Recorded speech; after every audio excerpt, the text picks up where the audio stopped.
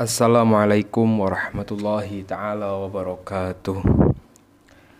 Alhamdulillahirabbil alamin wassalatu wassalamu ala asrofil anbiya'i wal mursalin sayyidina wa habibina wa syafi'ina wa qurrata ayunina sayyidina Muhammadin wa ala alihi wa sahbihi ajma'in. Allahumma sholli ala sayyidina Muhammadinil fatihi lima ughliqa wal khatimi lima sabaqa nasiril haqqi bil haqqi wal hadi ila siratikal mustaqim wa ala alihi haqqa qadrihi wa miqdarihil azim, amma ba'du. Para jamaah kaum muslimin wal muslimat dimanapun Anda berada, yang selalu saya doakan, semoga Anda semua selalu dipanjangkan umurnya oleh Allah Subhanahu wa ta'ala, yang selalu diberkahi segala langkahnya, dimudahkan segala urusannya, dikabulkan hajat-hajatnya. Yang punya usaha saya doakan semoga usahanya maju. Yang jualan saya doakan semoga jualannya laris. Yang punya anak saya doakan semoga anaknya dijadikan anak yang soleh dan solehah. Yang belum mendapatkan jodoh semoga segera mendapatkan jodoh yang soleh dan solehah, amin ya robbal alamin. Alhamdulillah, segala puji bagi Allah, di mana berkah pertolongan Allah, berkah inayah Allah, kita bisa berjumpa lagi dalam kajian yang insya Allah berkah ini. Dalam kajian yang insya Allah berkah, Anda mengikuti kajian ini, kemudian Anda mengamalkan isi dari kajian ini, insya Allah akan merubah kehidupan Anda, Allah akan menghilangkan kesulitan Anda, biiznillah, dengan izin Allah Subhanahu wa ta'ala, amin ya robbal alamin. Mungkin banyak di antara para jamaah yang sedang mengikuti kajian ini pada detik ini, pada jam ini, sedang mengalami atau mendapatkan ujian berupa permasalahan hidup, baik itu permasalahan ekonomi, permasalahan rumah tangga, permasalahan apapun itu. Saya teringat satu kisah di mana pada suatu hari ada seorang santri yang sowan kepada seorang kiai, seorang yang dekat dengan Allah Subhanahu wa ta'ala, di mana santri ini sedang mengalami keruwetan hidup. Hutangnya ratusan juta, usaha yang dia jalankan macet. Apa yang dia lakukan tidak jalan. Kemudian dia sowan kepada kiai. Setelah sampai di pesantren Pak Kiai tersebut, si santri ini cerita sama Pak Kiai. Kiai, saya mohon nasihat, mohon amalan, karena saya sedang mengalami hidup yang begitu pahit Pak Kiai. Usaha saya bangkrut, hutang saya menumpuk Pak Kiai. Bagaimana solusinya Pak Kiai? Biar saya bisa segera menyelesaikan permasalahan hidup saya Pak Kiai. Kemudian Pak Kiai itu dawuh kepada si santri tersebut, ayo nak ikuti saya, kata Pak Kiai. Kemudian si santri yang berkeluh kesah ini diajaklah oleh Kiai tersebut untuk keliling pesantren. Nah, di pesantren ini ada kolam-kolam ikan, balong, kalau bahasa kitanya balongan ikan. Kemudian mereka berdua, Pak Kiai dan santri yang sedang punya masalah ini, duduk di sebuah sawung. Ketika duduk di sebuah sawung, Pak Kiai manggil santri yang lain. Walad, ya, tolong bikinkan Kopi, kata Pak Kiai, ini ada tamu. Kemudian Pak Kiai berbisik kepada santri yang disuruh bikin kopi, jangan pakai gula, tapi pakai garam. Oh nggih Kiai, kata santri yang disuruh bikin kopi. Kemudian apa yang terjadi? Setelah kopi jadi bukan pakai gula, tapi pakai garam yang begitu banyak. Nah, si santri ini yang datang dengan membawa permasalahan hidupnya disuruh minum sama kiainya. Kemudian sama Pak Kiai minum, silahkan diminum nak. Begitu kopinya diminum, bismillahirrahmanirrahim, gregek, si santri ini muntah. Wah. Ini kopi apa Kiai? Kenapa kok begitu asin sekali rasanya? Loh, emang asin nak? Iya Kiai. Kemudian dipanggil santri yang bikin kopi.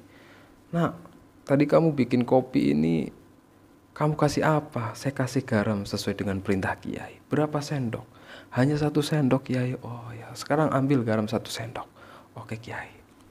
Nah, setelah itu kemudian santri yang dari dapur itu membawa 1 sendok garam sama Pak Kiai.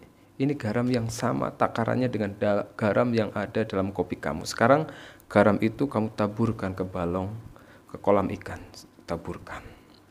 Begitu ditaburkan, sama Kiai ini dibilangin santri yang banyak masalah ini. Sekarang ambil gelas kamu, ambil air yang di balong itu, kemudian diminum. Nah, santri ini protes, Kiai, saya ini datang ke sini, saya sowan, minta pencerahan, minta nasihat, minta amalan agar permasalahan hidup saya yang begitu ruwet ini bisa selesai kok malah seperti ini. Tadi disuruh minum kopi rasanya asin, sekarang saya disuruh naburin gula ke kolam, kemudian saya suruh minum air dalam kolam itu. Gimana Kiai? Udah kamu nurut aja, kata Pak Kiai, beres nanti urusan kamu. Nah, kemudian apa yang terjadi? Ya karena masalah dalam hidupnya ingin cepat selesai, santri ini manut aja, ambil gelas, kemudian ambil air yang ada di kolam ikan. Kamu minum, begitu minum, gimana rasanya? Kata Kiai. Seger Kiai, airnya seger. Oh ya udah sekarang duduk.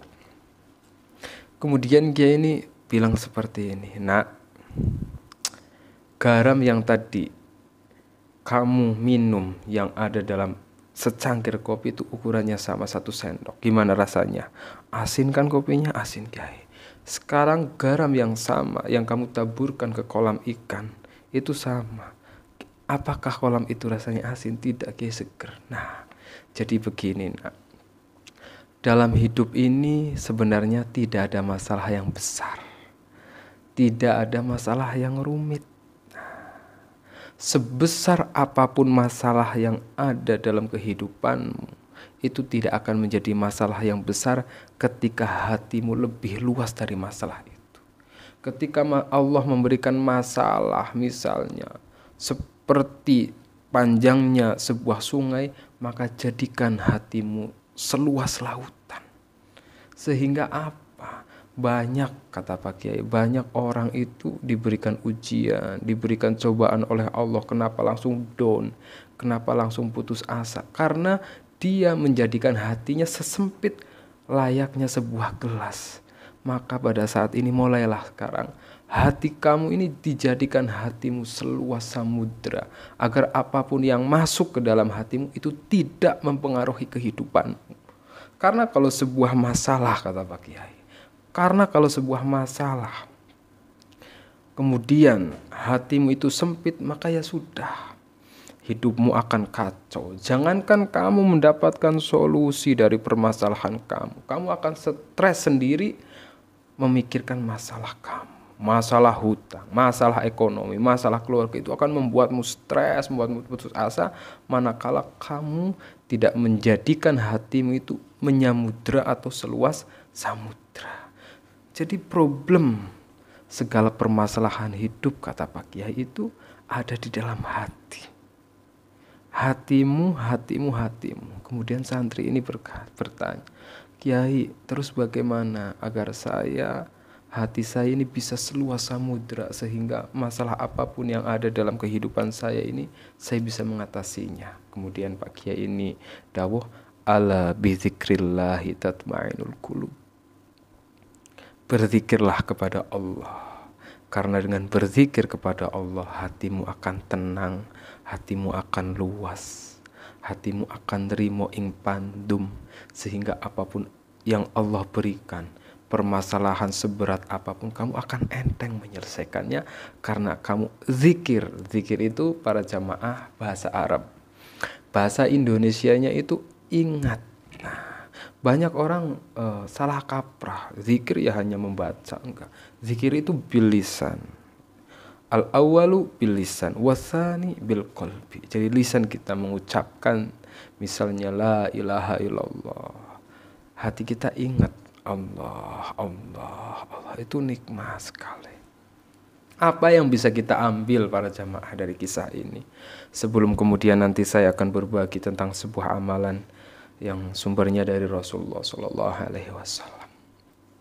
Yang pertama adalah pelajaran yang bisa kita ambil dari kisah ini adalah keteguhan seorang santri mencari solusi dari permasalahan hidupnya. Yang pertama adalah bagaimana si santri ini ketika dapat permasalahan ekonomi ini datang ke kiai. Datang ke orang yang tepat. Karena banyak ya zaman sekarang ini orang punya hutang, orang rezekinya sulit, datangnya kemana? Pesugihan, nyari dukun berkedok, ada dukun yang berkedok kiai, ada dukun yang berkedok gus, banyak kan, misalnya dengan tertarik uang gaib, penggandaan uang. Nah itu salah. Orang sedang mendapatkan masalah dalam hidupnya, tahap awal ini sudah salah mencari solusi, yaitu datang kepada orang yang tidak tepat.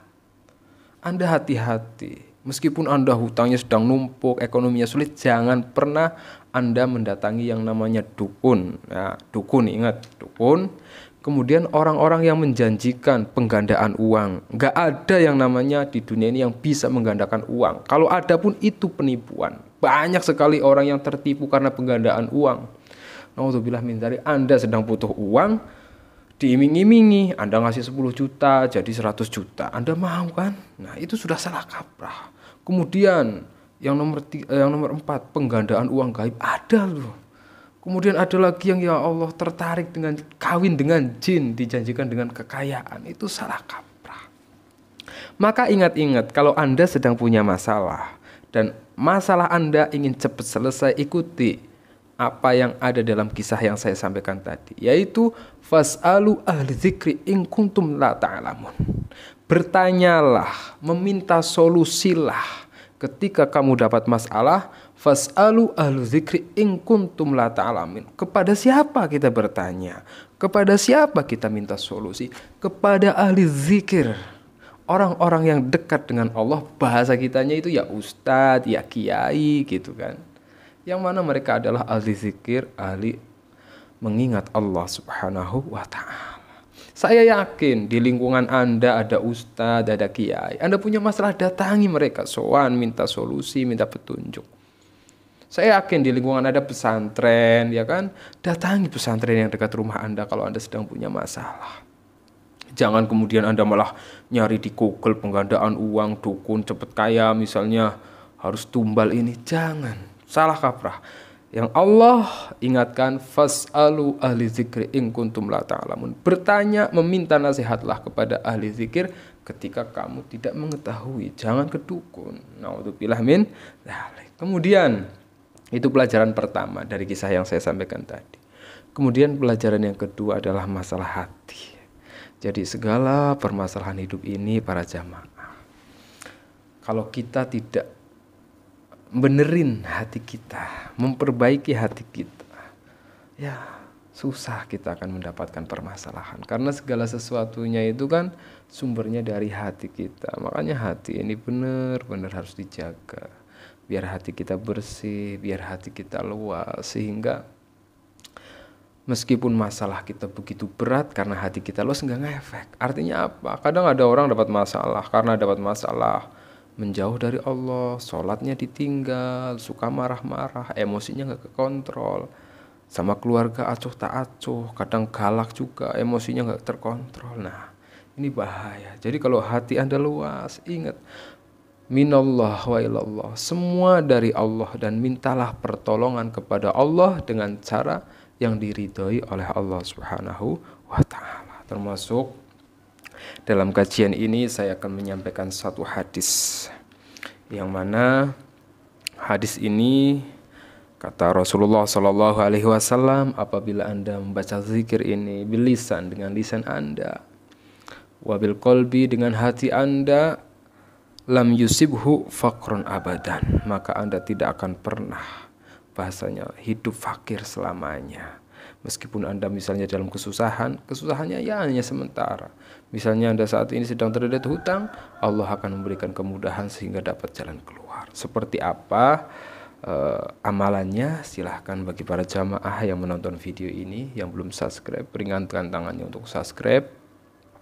Kemudian silahkan tulis hajat doa Anda di komentar. Semoga dengan banyaknya jamaah saya yang mengamini, hajat Anda cepat dikabulkan oleh Allah Subhanahu wa taala. Amin ya rabbal alamin. Dalam sebuah kitab yang ditulis oleh Al-Habib Muhammad bin Ali bin Umar Al-Idrus, ada sebuah hadis, saya bacakan hadisnya. Ini dari Rasulullah, bukan dari saya. Saya hanya membacakan, menyambungkan hadis ini sampai kepada Anda. Wa an Asad ibn Wad'ata yarfa'u lin-nabi annahu qala. Diriwayatkan dari sahabat As'ad bin Wadi'ah yang ia sadarkan kepada Rasulullah sallallahu alaihi wasallam, Nabi Muhammad sallallahu alaihi wasallam qala, dawuh, man qala la haula wa la quwata illa billahil aliyyil azim mi'ata marra fi kulli yawmin lam yusibhu faqron abadan. Kata Nabi, man qala, barang siapa mengucapkan la haula wa la quwata illa billahil aliyil azim, la haula wa la quwata illa billahil aliyil azim. Membacanya berapa kali Ustadz? Mi'ata marrah, yaitu 100 kali. Dibacanya kapan? Fi kulli yaumin, setiap hari. Kalau kita membaca zikir la haula wala quwata illa billahil aliyyil azim 100 kali setiap hari, fi kulli yaumin, apa yang akan terjadi? Kata Rasulullah sallallahu alaihi wasallam, lam yusibhu fakrun abadan, maka orang ini selamanya tidak akan pernah hidup miskin, hidup fakir. Nah, 100 kali para jamaah. Setiap hari 100 kali. La haula wa la quwata illa billahil aliyil azim. Lisan Anda membacakan zikir ini, la haula wa la quwata illa billahil aliyil azim. Hati Anda ini zikir, mengingat, ya Allah, la haula wa la quwata illa billahil azim. Tidak ada yang bisa menolong saya illa billahil aliyil azim, kecuali Engkau ya Allah. La haula wa la quwata illa billahil azim. Tidak ada daya dan upaya selain dengan pertolongan Engkau ya Allah yang maha tinggi. La haula wa la quwata illa billahil aliyil azim. Ya Allah, tidak ada yang bisa membantu saya melunasi hutang-hutang saya kecuali Engkau ya Allah. La haula wa la quwata illa billahil aliyil azim. Ya Allah, tidak ada yang bisa memberikan keajaiban kecuali Engkau ya Allah. La haula wa la quwata illa billahil aliyil azim. Tidak ada yang bisa memberikan solusi dari segala kerupukan permasalahan hidup saya illa billahil aliyil azim, kecuali Engkau ya Allah.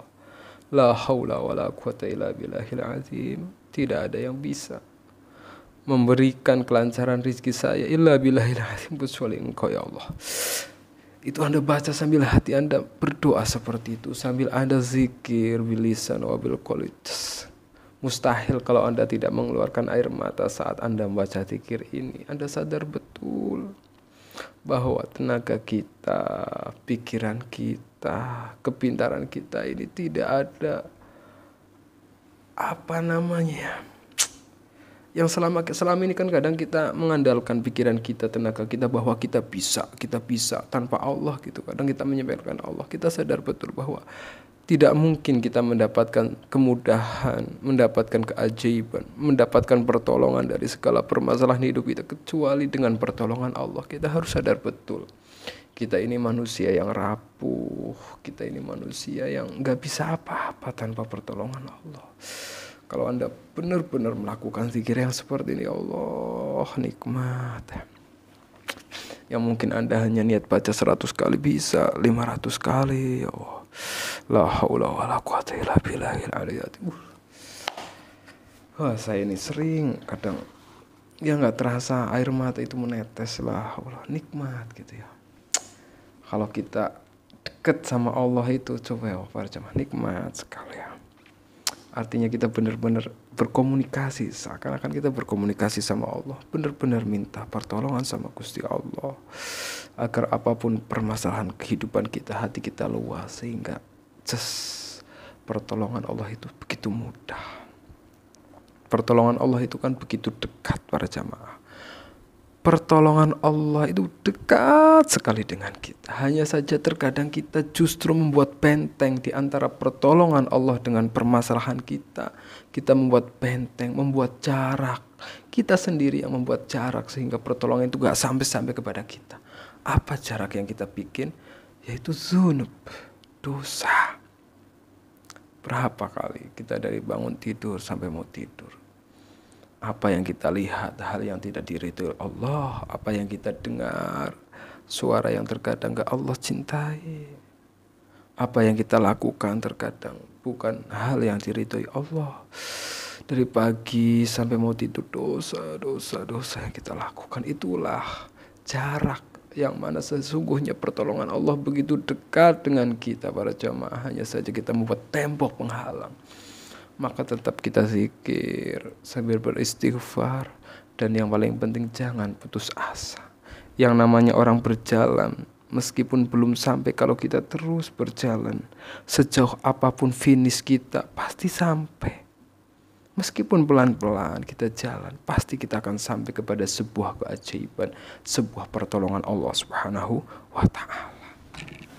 Mungkin itu yang bisa saya sampaikan, semoga bermanfaat. La tahzan innallaha ma'ana. Seberat apapun permasalahan kita, jangan sedih, Allah bersama kita. Semoga bermanfaat. Diingat-ingat apa yang saya pesankan melalui kajian ini. Kalau Anda punya suami, ajak suami Anda menyimak. Kalau Anda punya anak, ajak anak-anak menyimak. Dan silahkan bagi para jamaah yang ingin ikhtiar melalui Ruqyah Jalbur Rizki,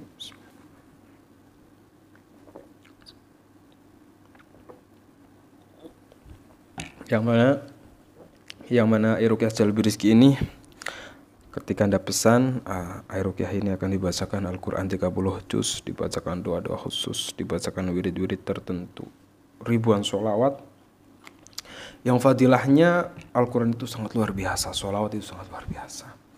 Yang intinya, garis besarnya, kalau Anda punya hutang banyak, pengen cepat lunas, silahkan Anda bisa ikhtiar melalui Ruqyah Jalbur Rizki ini, karena manfaatnya diantaranya menenangkan hati, menenangkan pikiran, sehingga ketika seseorang hatinya tenang, pikirannya tenang, jalan keluar akan mudah didapatkan, sehingga hutangnya meskipun miliaran cepat lunas. Atau Anda yang punya permasalahan rezeki, Anda diganggu jin penghalang rezeki, atau jualan sepi, ya usaha nggak lancar, anak nakal, anak belum dapat jodoh, atau apapun itu yang gak baik-baik yang sekarang ada dalam kehidupan Anda, akan hilang dari kehidupan Anda, dan segala yang baik akan datang ke dalam kehidupan Anda. Silakan bisa pesan, hubungi WhatsApp saya, klik link di deskripsi, langsung nyambung ke WhatsApp saya sendiri, tidak ada admin dan tidak ada harganya karena saya tidak menjual. Kalaupun Anda mau infak seikhlas Anda. Semoga bermanfaat. Assalamualaikum warahmatullahi wabarakatuh.